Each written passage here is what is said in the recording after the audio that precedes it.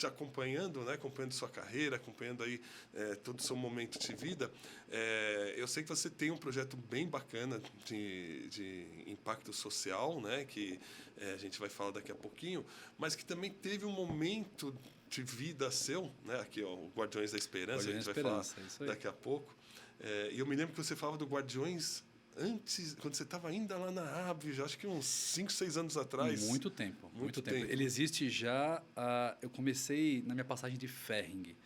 Foi 2010 isso, Papinho. Então já são 13 anos, caminhando para 14 anos.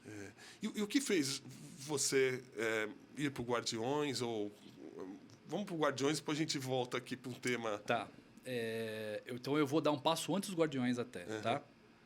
Na minha transição de Stifel para Abbott, foi minha primeira transição, acho que de mudança drástica de carreira, porque eu trabalhava com produtos primary care, farmácia, tecnologia, farmácia, dermatologia, e aceitei um convite para ser gerente de produto na época da Abbott para esclerose múltipla e lançar um Mira no Brasil para doença de Crohn, né, e psoríase.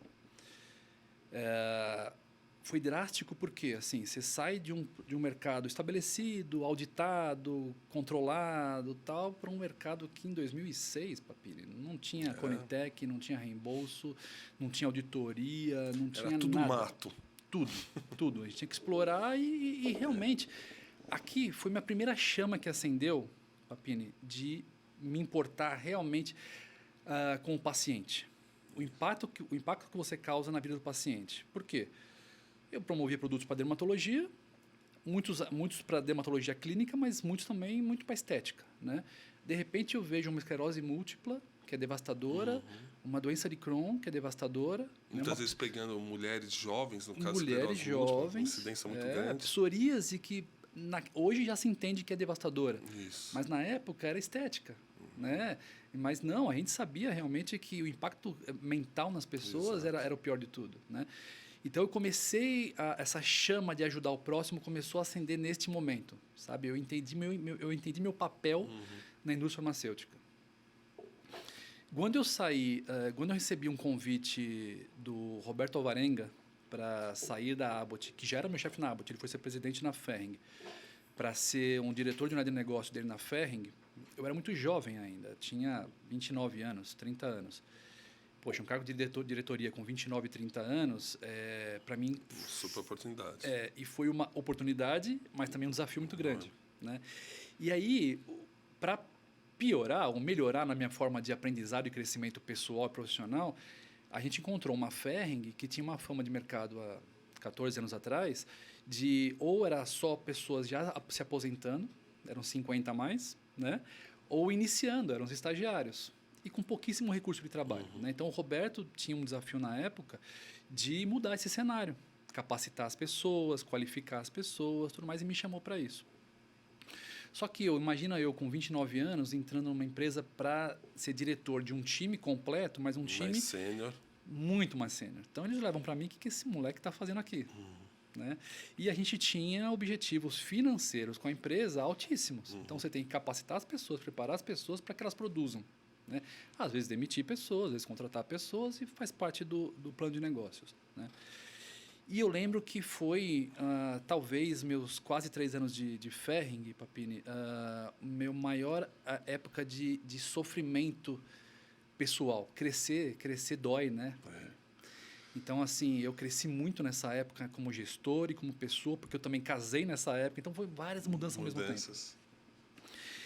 Só que, ao mesmo tempo, eu entendi meu papel e minha missão de vida também de ajudar as pessoas. Porque quando a gente fala de ajudar o próximo, fica fácil você entender isso dentro do contexto Guardiões da Esperança. Mas o ajudar o próximo é ajudar o próximo que pode estar do seu lado, na tua casa. E precisando de uma ajuda, e às vezes você não enxerga isso. E casar me fez perceber isso. Né? E casei com uma mulher maravilhosa, Ana Paula, que me ajudou a entender tudo isso também. Dentro da Ferring, eu entendi meu papel de ajudar o próximo. Ajudar os jovens que estavam começando a amadurecer, a crescer, e ajudar os 50 a mais a entender que eles tinham o valor deles ainda e podiam produzir muito. Exato. E para isso a gente ia melhorar as condições financeiras, benefícios, tudo mais, mas que eles tinham que entregar também, assim como os jovens. né? Não é porque é 50 a mais que eu vou aliviar um pouco. Não, é todo mundo igual ali. Então, despertou esse meu entendimento da minha missão de vida de ajudar o próximo. E, junto com isso, não sei explicar como, Papini, mas eu estava numa jornada espiritual muito forte também, lendo muitos livros, principalmente do Robson Pinheiro, que é um autor que eu gosto muito. Entendi um pouco como funciona o mundo espiritual dentro dessa ajuda ao próximo, a caridade. Fui ler muito sobre Madre Teresa de Calcutá, que para mim é o maior exemplo que existe no mundo de caridade, né? E aí, discutindo com a minha esposa, eu falei, a gente tem que, de alguma forma, retribuir para a sociedade aquilo que a gente tem como gratidão, sabe? Então, assim, a gente tem muita coisa. Às vezes, a gente reclama por besteira, né? Mas a gente tem muita coisa. Então, a gente tem que, de uma forma ou outra, retribuir para a sociedade. E aí, eu comecei distribuindo cesta básica, né? Eu comprava 30 cestas básicas, lotava meu carro e, por onde eu passava, eu acabava deixando alguma coisa ou outra. Só que eu vi que muita gente começou a se interessar por fazer isso comigo. Eu quero ajudar, eu quero participar. Eu falei, como é que eu vou fazer isso? Eu falei assim, então já sei. Em vez de distribuir ao longo do caminho, eu vou marcar um dia no mês para fazer isso, distribuir cesta básica na rua. E aí eu, do nada, criei um site, criei o logo Guardiões da Esperança em 2010.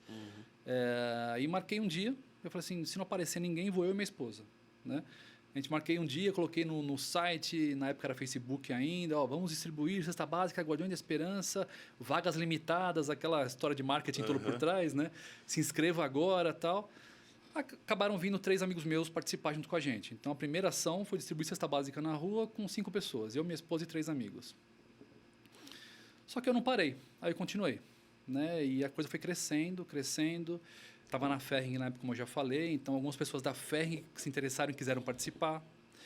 Aí depois eu fui mudando de empresa e fui arrebanhando pessoas interessadas em fazer o bem também em cada empresa que eu passo, né? E aí a gente estabeleceu, ao longo de quase 14 anos, um trabalho para a sociedade, principalmente de ajudar morador de rua, todo mês, e ajudar também alguns CCAs, que é Centro de Convivência do Adolescente e da Criança, né? Com algumas festas durante o ano e arrecadações para eles. A gente ajuda um lar de senhoras carentes também e um lar de animais abandonados também, que pega animais na rua. Mas o core nosso mesmo é ajudar moradores de rua. E aí, para além hoje da cesta básica? Não. Aí a gente começou a estruturar o trabalho, realmente, de organizar num local específico, montagem de lanches, montagem de kits com roupas, com cobertores, com itens de higiene também, com algum tipo de bebida e tal. E a gente se organiza nesse dia do mês, os voluntários todos, que hoje, no grupo, a gente tem mais de 300 voluntários. Em cada ação, a gente participa aí por volta de 20 a 40 voluntários, depende do dia. E vamos para o centro da cidade, sempre lá na região do pátio do colégio, para fazer a distribuição desses alimentos, bebidas, roupas e cobertores. Né? Nessa jornada toda, Papini, eu recebi muita crítica já, né? Porque muita gente, às vezes, passa gritando na rua, inclusive, xingando a gente, porque é por conta de vocês que esses vagabundos não saem das ruas. Né? Ou então críticas na mídia social mesmo, tudo. Eu já me questionei muito se eu estou fazendo a coisa certa por conta dessas críticas, sabe? Porque eu sempre considero muito tudo que me falam, sabe? Mesmo seja negativo, eu acabo entendendo o que a pessoa quer dizer com isso. Eu entendo esse lado de realmente a gente acaba facilitando eles não se motivarem a sair de lá ou procurar um abrigo. Mas quando você conhece a história de cada um realmente, você vê que os abrigos não são tão bons assim. Exato. Quem tem família, quem tem animais, não pode ir para o abrigo, né? E eu fui conversar com presidentes de outras ONGs. Normalmente separam no abrigo, né? Homens e mulheres, e é perigoso, crianças. Exato. Né? Eu fui conversar com presidentes de outras ONGs que têm os chamados trabalhos sustentáveis, né? Que ensinam alguma coisa. E eles me falaram, Júlio, não desiste, porque o nosso trabalho é sustentável, o seu é o secar gelo, né? Mas se não tiver o seu trabalho para motivar as pessoas, para sustentar as pessoas e de uma certa forma nutrir de carinho e atenção, talvez elas não se motivem a procurar o nosso trabalho. Então, o trabalho de vocês, de ONGs como a sua, é a base para fomentar trabalhos mais sustentáveis e mudar a vida das pessoas realmente. Interessantíssimo, né? Esse olhar. Porque a gente vai para a rua, Papini, assim, várias... A gente vai levar para suprir fome e frio, né? Mas suprir atenção também. Ninguém morre de frio, Papini. Ninguém morre de fome na rua. As pessoas morrem por falta de atenção, de abandono. Porque se você estiver com fome ou estiver com frio, se tiver alguém que te dê atenção, Aquilo acalenta. acaba e passa. Mas as pessoas morrem de abandono. Isso sim. Né? A gente escutou várias histórias na rua já de eu pensei em me matar hoje, mas orei e pedi para que, se não é para que eu me mate, que Deus envie um anjo para me salvar hoje. E apareceram vocês aqui. Então eu encaro que vocês são os anjos que apareceram enviados pelo cara lá de cima, sabe? Então, inúmeras histórias como essa, assim, sabe? Então, eu acredito realmente que a Guardiões da Esperança tem um papel de impacto, de apagar incêndio, de secar gelo, sim, né? Mas de levar atenção e carinho para motivar pessoas a saírem da situação que estão. E aí, gostou desse episódio? Deixe o seu like, se inscreva em nosso canal e indique para seus amigos, familiares, colegas, para que a gente possa cada vez mais aumentar essa corrente do bem e gerar o match da saúde para todos. Um abraço.